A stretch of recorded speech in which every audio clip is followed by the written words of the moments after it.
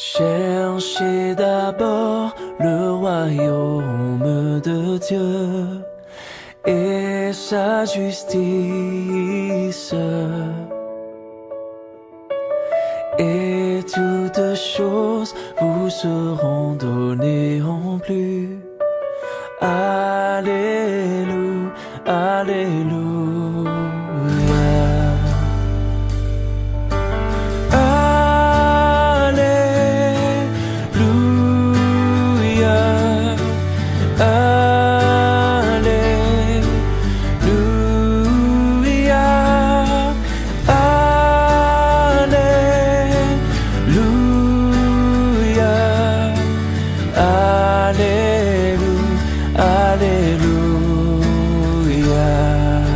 Bonjour à tous, nous sommes au dimanche 12 avril 2020.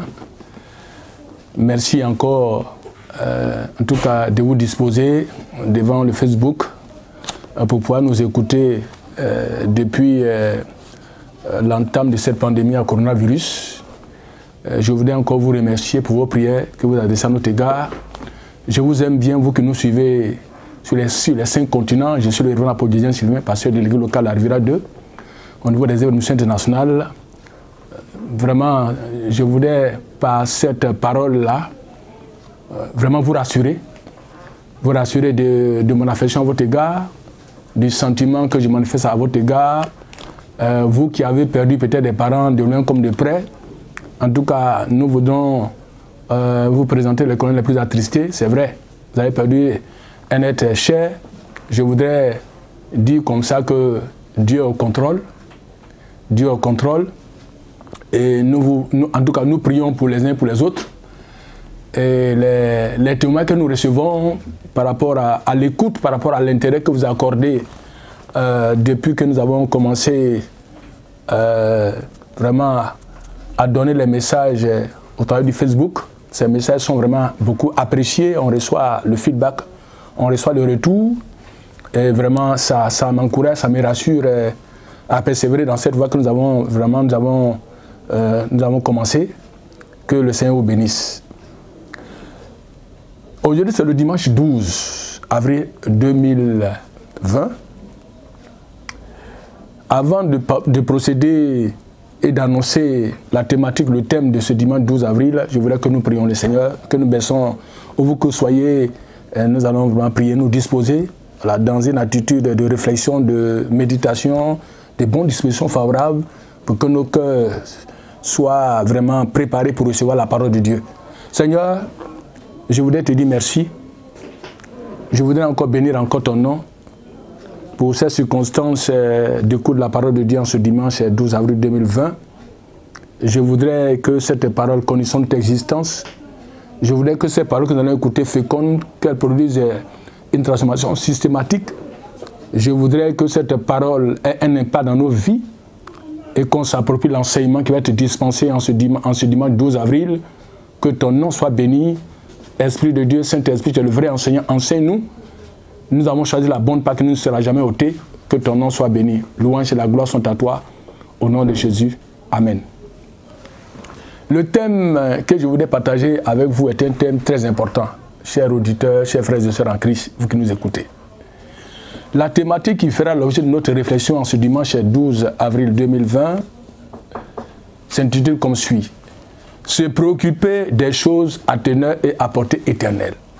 Donc, le verset qui sous-tend cette thématique par rapport à la démarche que je vais vraiment entreprendre pour savoir où je vous conduis, c'est Matthieu 6, le verset 33, un verset que vous connaissez très bien.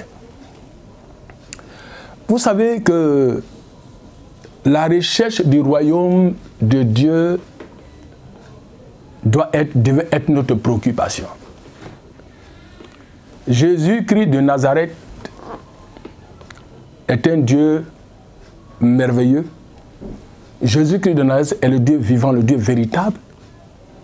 Jésus-Christ est la lumière du monde. Et c'est pourquoi on se rend compte que l'évangile de Matthieu, dans sa spécificité, Matthieu dépeint le Christ comme le roi des rois.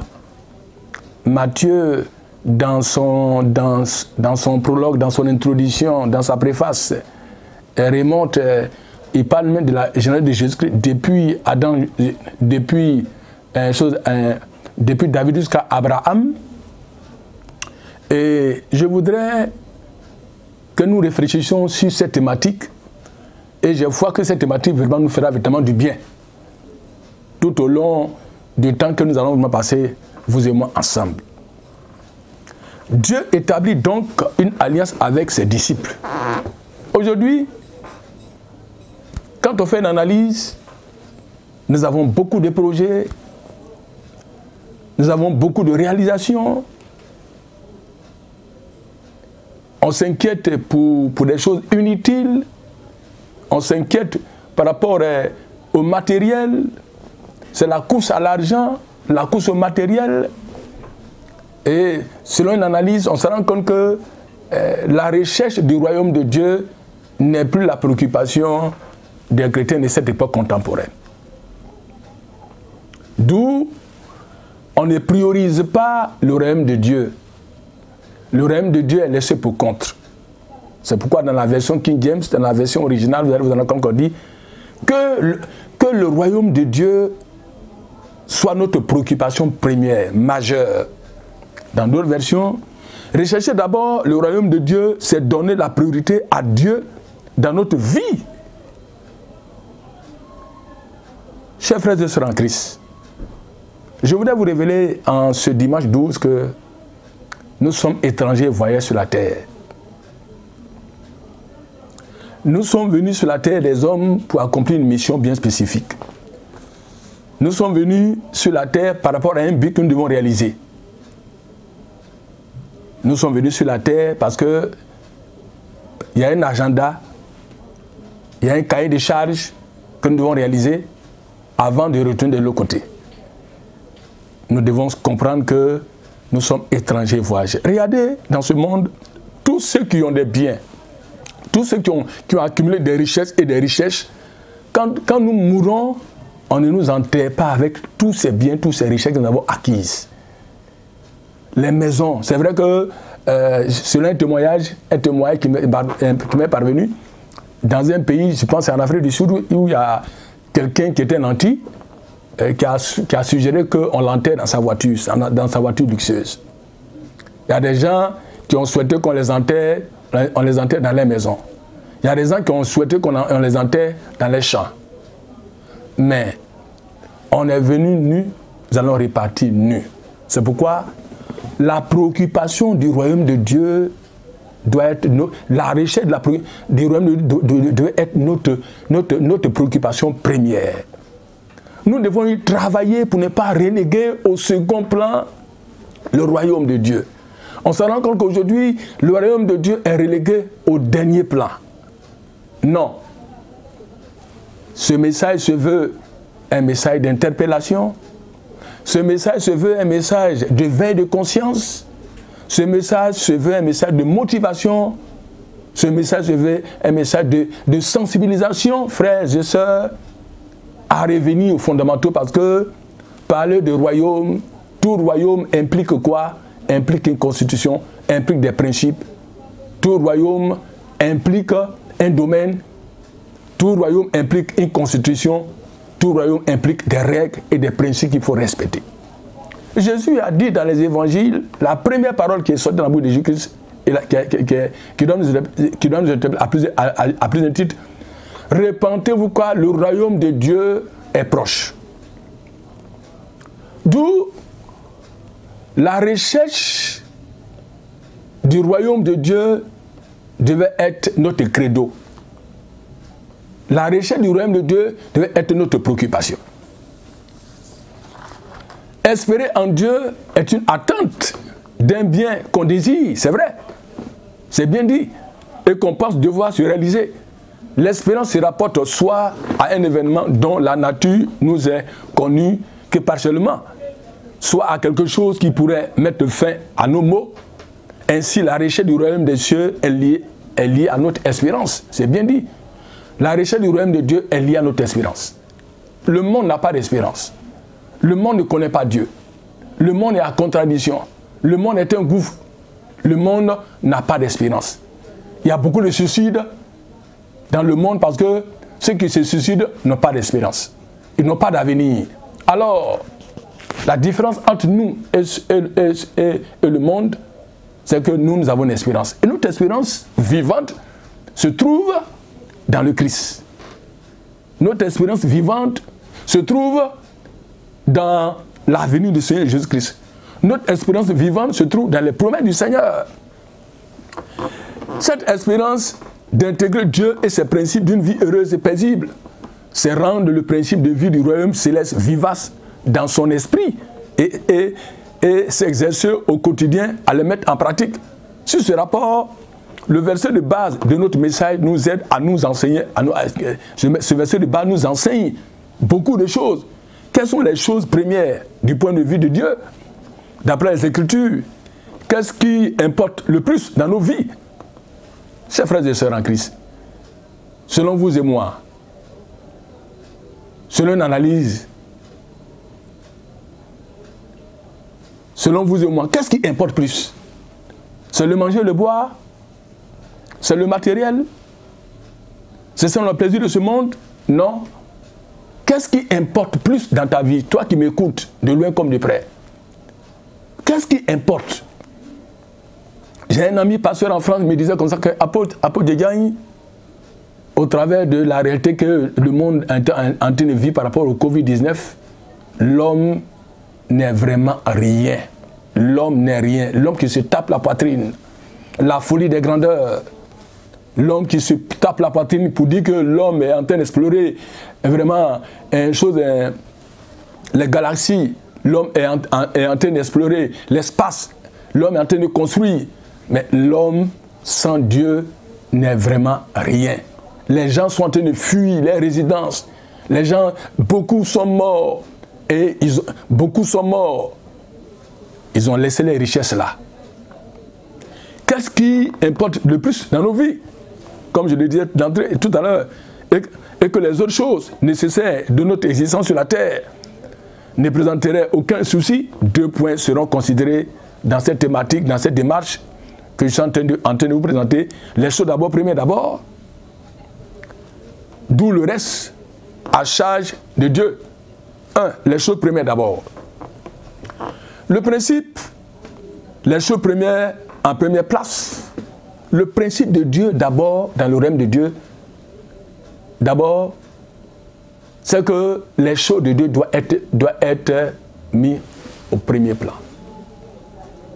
Les choses de Dieu doivent être la priorité parmi tant de priorités. C'est vrai que nous avons beaucoup de priorités, nous avons beaucoup d'urgences, nous avons beaucoup de projets, nous avons beaucoup de réalisations, nous avons beaucoup de choses à réaliser, accomplir. C'est comme chaque jour quand nous nous réveillons par rapport à une planification très stratégique, qu'est-ce qu'il faille faire? D'abord, on recense les tâches urgentes, les tâches nécessaires, les tâches les plus importantes. Mes frères et sœurs, sur la terre des hommes, qui nous envoie sur la terre des hommes? Personne de nous n'a choisi sa famille, sa nationalité. Non. C'est Dieu qui nous a tissés dans les reins, comme l'a dit David, parce que nous avons une destinée prophétique que nous sommes venus réaliser sur la terre des hommes. Et Dieu, par sa grâce, nous avons dans une famille. Dieu, par sa grâce, permet qu'on ait des diplômes. Dieu, par sa grâce, permet qu'on se marie. Dieu, par sa grâce, permet qu'on ait des enfants. Dieu, par sa grâce, permet qu'on ait du travail. Dieu, par sa grâce, permet qu'on réalise. Et si nous sommes ce que nous sommes, c'est par la pure grâce, pas par mérite.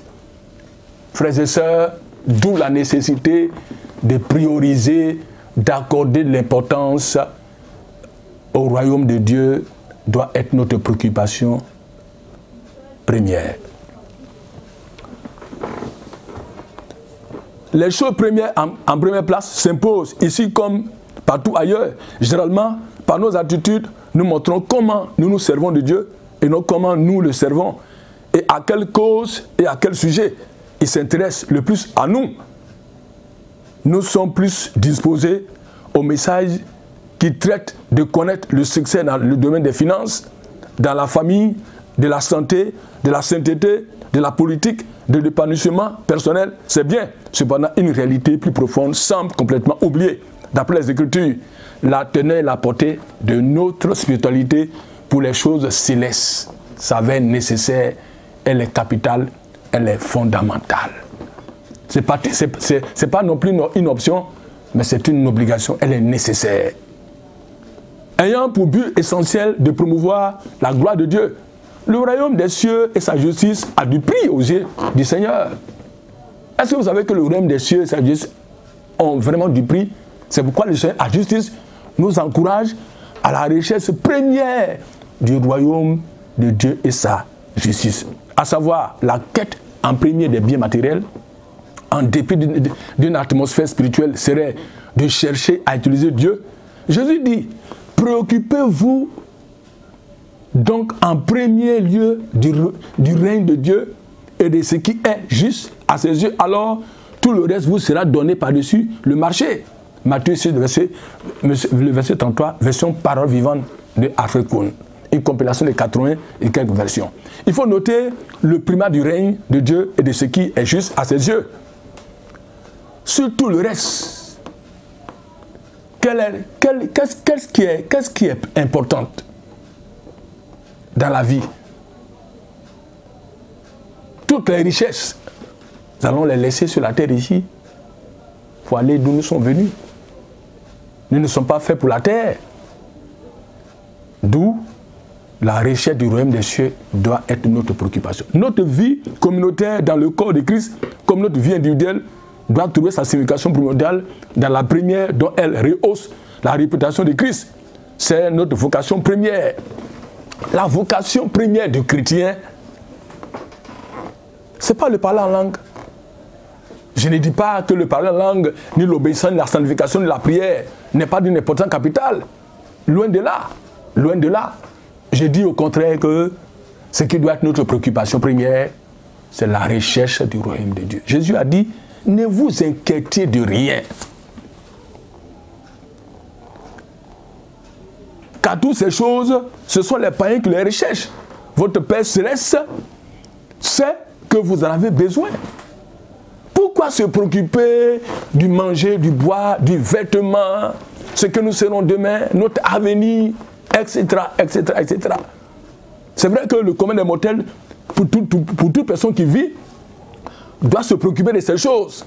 C'est vrai, elle est utile dans un sens, mais elle ne doit pas être notre préoccupation première.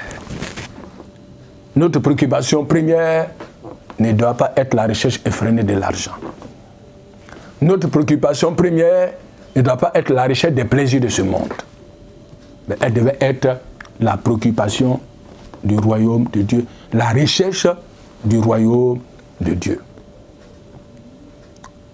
Notre vie communautaire dans le corps de Christ, comme notre vie individuelle, doit trouver sa signification primordiale dans la première dont elle rehausse la réputation de Christ. C'est une vocation première, le but même de notre existence. Il s'agit d'abord de prendre en compte les intérêts de Dieu. Mes frères et sœurs, regardez aujourd'hui le monde. Regardez aujourd'hui les réalités que cette pandémie est en train de faire dans notre humanité tout entière. Cette pandémie elle est venue pour écrouler tous les systèmes. Tous les systèmes doivent être revus. Il y a la peur, il y a l'hantise, il y a la psychose. Est-ce qu'aujourd'hui, c'est l'intérêt de Dieu qui est mis au premier plan? De vous à moi, dans notre planification, dans nos programmes, dans nos agendas, dans nos projets, est-ce que c'est l'intérêt de Dieu qui est mis au premier plan? Soyons honnêtes, soyons sincères avec nous-mêmes. Parce que le christianisme est une question de compréhension. Le christianisme se repose sur la base d'humilité, de sincérité. Le christianisme se repose sur la base de la relation que nous avons avec le Christ. Le christianisme se repose sur vraiment l'honnêteté, l'intégrité. Est-ce que c'est l'intérêt? Toi qui m'écoutes de loin comme de près. Ce n'est pas mauvais d'avoir pour projet de se marier, d'avoir des enfants, de construire des maisons, de les mettre en location. Ce n'est pas mauvais en cela. Mais est-ce que l'intérêt de Dieu est mis au premier plan dans ta vie?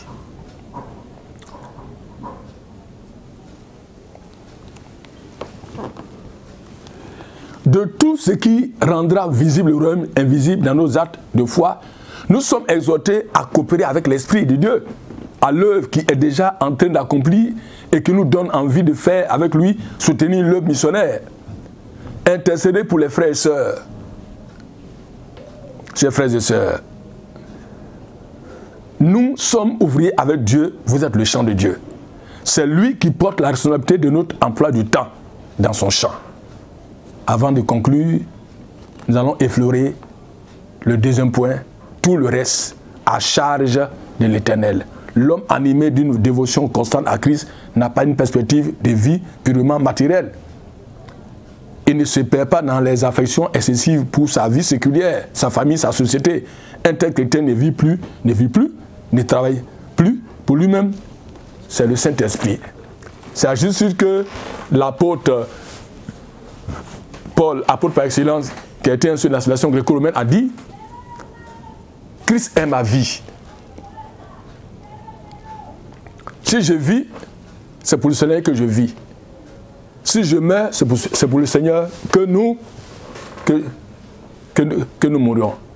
Quoi que nous fassions, quoi que nous mangeons, que ça soit pour le Seigneur que nous agissons. » Frères et sœurs, en suivant les thèmes de cette injonction du Seigneur, le chrétien est enrichi et revivifié. Car ce que Dieu exige, il le fournit aussi. Tout lui, le croyant, est donné en Dieu pour répondre aux besoins liés à sa vie. Qu'est-ce que Dieu ne peut pas nous donner? Maison, voiture, tout ça c'est nécessaire. Il ne faudrait pas que la maison, la voiture soit notre préoccupation de tous les jours.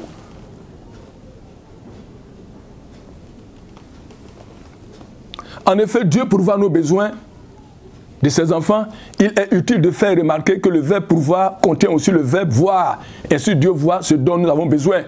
Puis qu'il vient combler ce besoin. Regardez, Dieu lui-même l'a dit, les oiseaux du ciel ne sèment ni ne moissonnent, mais c'est lui, Dieu, qui les nourrit.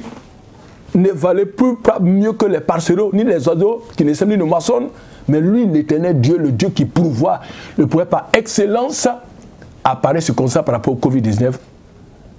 Ne t'inquiète de quoi que ce soit, l'Éternel Dieu prend soin de toi, de ta famille. L'Éternel Dieu pourvoit tes besoins. Pas d'inquiétude, pas de soucis. Quand on s'inquiète, on rend Dieu incapable de quoi que ce soit, alors que notre Dieu est doté de capacités. Il n'est pas limité par quoi que ce soit. À lui la terre et tout ce qu'elle renferme. C'est les animaux par milliers lui appartiennent. C'est ce que le Seigneur a dit dans le psaume 50. À laquelle il vous destine, cela demande une confiance inébranlable en Dieu, en toute situation. La confiance en Dieu fait disparaître l'anxiété et l'inquiétude. En conclusion, au terme de cette thématique, de ce message, par rapport à la recherche du royaume de Dieu, ce passage de Matthieu 6, verset 33, nous amène à accorder nos vies aux principes directifs, aux principes ou directives des Écritures, aux impulsions du Saint-Esprit. Les choses premières qui se rapportent, règne de Dieu et de ce qui est juste à ses yeux, cela est indispensable pour que l'on puisse, en retour, expérimenter au quotidien cet attribut de l'Éternel, Jéhovah Jireh. Pourquoi est-ce que ce verset-là est rapporté de la Bible? Parce que nous savons que ce n'est pas un verset qui est écrit de manière fortuite. C'est un verset qui a son sens. Quand on argumente, quand on fait un commentaire, l'Éternel Dieu, dans le désert, a nourri son peuple. Ses vêtements ne sont pas usés et Dieu a pris soin de son peuple. Ce Dieu qui est reconnu pour sa bonté. C'est un Dieu qui prouve aux besoins de ses saints. Il ne nous abandonne pas à notre propre sort. Il est un Dieu qui est vivant, qui est réel. Il est un Dieu qui se soucie de nous, même les cheveux de nos têtes sont comptés par lui, dans les moindres détails, parce que Dieu sait que nous avons des besoins. Et c'est juste que nous disons, notre Père qui est là-haut dans les cieux. Un Père reconnu pour sa bonté, un Père merveilleux, un Père véritablement qui ne nous abandonne pas dans les épreuves, dans les difficultés. Cela est indispensable pour qu'on pour que l'on puisse en retour expérimenter au quotidien ces attributs de l'Éternel. Je vais gérer que l'Éternel Dieu vous rende capable de toute bonne œuvre pour l'accomplissement de sa volonté et fasse en vous ce qui lui est agréable par Jésus-Christ, auquel soit la gloire au siècle des siècles. Amen. Hébreux 13, le verset 20. Chers frères et sœurs en Christ, rechercher d'abord le royaume de Dieu, c'est donner la priorité à Dieu dans notre vie. Nourrir nos pensées de ses désirs, chercher à lui ressembler, à le servir, à lui obéir en tout. Qu'est-ce qui a de l'importance pour nous? Amis, projets, objets, autres désirs. Beaucoup de choses sont en concurrence pour occuper le premier rang. Et elles risquent bien d'y parvenir si nous ne prenons pas la ferme décision d'accorder la première place au Seigneur dans tous les domaines de notre vie. Frères et sœurs en Christ, au thème de ce message sur la recherche du royaume de Dieu, je voulais vous encourager à prioriser. Je voulais vous encourager à faire du royaume de Dieu notre préoccupation majeure en ces temps de faim, en ces temps de calamité, en ces temps de pandémie. Que Dieu vous bénisse. Je voulais vous recommander quelque chose de prière. D'abord, priez pour que la recherche du royaume de Dieu ne soit pas vaine et que ça soit vraiment une priorité, une préoccupation. Si tu avais peut-être priorisé d'autres projets au détriment de l'Éternel Dieu, c'est le temps de demander pardon au Seigneur. C'est le temps évidemment de demander pardon au Seigneur. C'est le temps de te recommander à la grâce du Seigneur. C'est le temps de lui dire, Seigneur, je me recommande à toi, parce qu'en réalité, je ne suis qu'étranger voyageur sur la terre des hommes.